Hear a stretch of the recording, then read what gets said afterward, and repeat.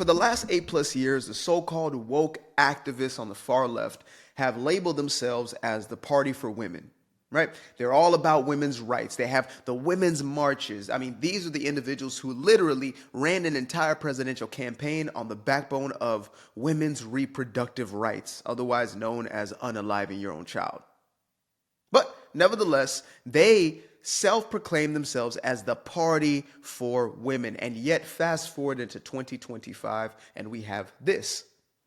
Now, it's interesting to me how DJT, aka Donald Django Trump, because he is indeed a free man, was labeled a misogynist and a sexist throughout this entire political campaign. And yet, he is the very one who is actually standing for women's rights. Now, I was happy enough just to see a president who was surrounded by young girls, young women, and women that were not being sniffed. That alone for me was a win. That was a America is healing type of moment, okay? When I saw that these women over here, these young women and girls, young girls who are around this president do not have to fear the president. They don't have to worry about whether or not they're going to have their hair stroked, whether they're going to be sniffed, or if they're a baby, God forbid, whether they're going to have their toes nibbled upon during Halloween season. But instead, they have a man, and I double down on that word, a man who is standing up for women's rights, who is protecting these young girls. Now, for those of y'all who might not know, there is an order that was essentially passed through the House and the Senate known as the Riley-Gaines Act. Now, this is a very simple piece of legislation that says the boys play boys sports and the girls play girls sports. Very, very simple. No men in the women's locker room, no women in the men. Just real simple stuff here, guys, right? The boys with the boys, the girls with the girls. Now, this somehow in the last decade or so of mental illness has turned into a controversial subject. And there are those who are deeply offended. As a matter of fact, so deeply offended that it took the Republican wing of both the House as well as the Senate to pass this piece of legislation, which would be a surprise to me. It would be a shocker if I did not know the historic context of the Democratic Party. The Democratic Party, the very same one who filibustered or postponed, stalled the Civil Rights Act. I'm not surprised that the same people who created Jim Crow, looked to preserve Jim Crow, are the very same individuals who are now fighting a bill that is going to protect these young women. I am not surprised at all. These are the very same individuals who fought against women's suffrage, who fought to keep polygamy because they understood that it was essentially a way to weaponize this quote-unquote biological phenomenon. Man was endowed to 2, 3, 4, 5 wives. In reality, it was just, we want to control you. So when you want to get down to who the real feminist party was from its inception, it was always the Republican Party. I mean, the Republican Party was the first to have a woman in Congress. So, yeah, there's that part. So when I hear about something like this, it doesn't shock me, even though it is deeply unfortunate, right? I can't help but still feel some type of way about it. But here we have DJT signing into law what most of us would deem as just common sense, as something we should have never even debated over in the first place. And yet there's controversy behind this from the left. They hate the fact that biological women now have an advantage over the pretend ones. Isn't that crazy? Is that not?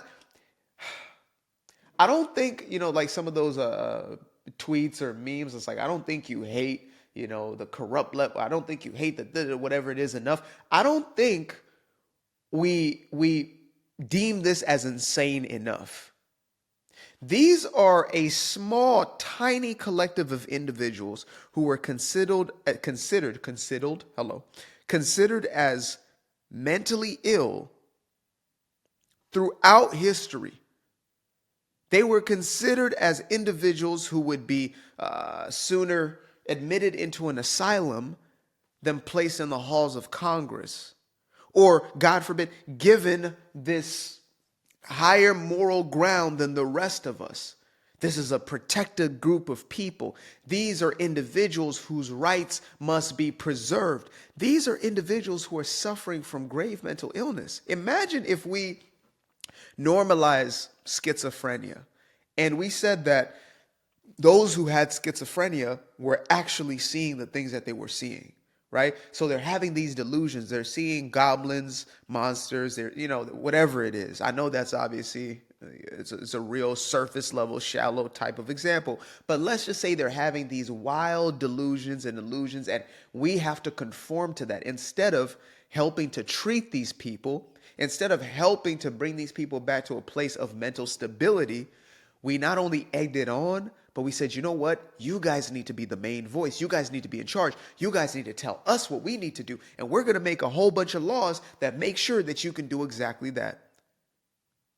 That is not kindness. This is a severe form of body dysphoria. And that's not to be mean. That's not to deem these people as untouchables.